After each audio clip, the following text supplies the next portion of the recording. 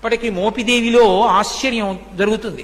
ప్రధానమూర్తి కింద కలుగులో ఉంటుంది పాము, అందులో ఉంటాడు. వాయువుని వింటూ ఉంటాడు, వేదనాదాన్ని వింటూ ఉంటాడు. మంత్రాలు చదివేటప్పుడు దోషం ఎక్కువ వచ్చిందనుకోండి, స్వరంలో దోషం, కోపం వచ్చేస్తుంది. ఎవరిని ఏం చేయడు, కోపం వచ్చి అలుగుతాడు. అలిగి కలుగులోంచి బయటకు వచ్చేస్తాడు. బయటికి వచ్చేసి ఎదురుగుండా తొట్టు ఉంటుంది, అందులోకి పోయి పడుకుంటాడు. నేను లోపల ఉండనంటాడు. నాదం తప్పు వస్తోంది, స్వరం తప్పు వస్తోంది, నేను విన్నా మంత్రం అంటాడు. అప్పుడు వచ్చి మళ్ళీ స్వరంతో చదువుతారు మంత్రం. చదివి తప్పు అయిపోయిందయా, క్షమించు, నీ యథాస్థానాన్ని చేరమని అడుగుతారు. అప్పుడు ఒకసారి మళ్ళీ ఆ బుట్టలోంచి పైకి లేచి మళ్ళీ వెళ్ళిపోతాడు. అందరూ చూస్తుండగా జరుగుతుంది మోపిదేవిలో. నేను అబద్ధం చెప్పాను అనుకుంటున్నారేమో, మీరు కావాలంటే అర్చకుల్ని వెళ్ళి అడగండి. కిందే ఉంటుంది కలుగు, అందులోనే పడుకుని ఉంటాడు.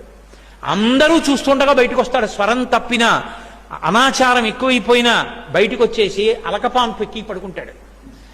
మళ్ళీ వెళ్ళి వేదం స్వరంతో చెప్తే లోపలికి వెళ్ళిపోతాడు.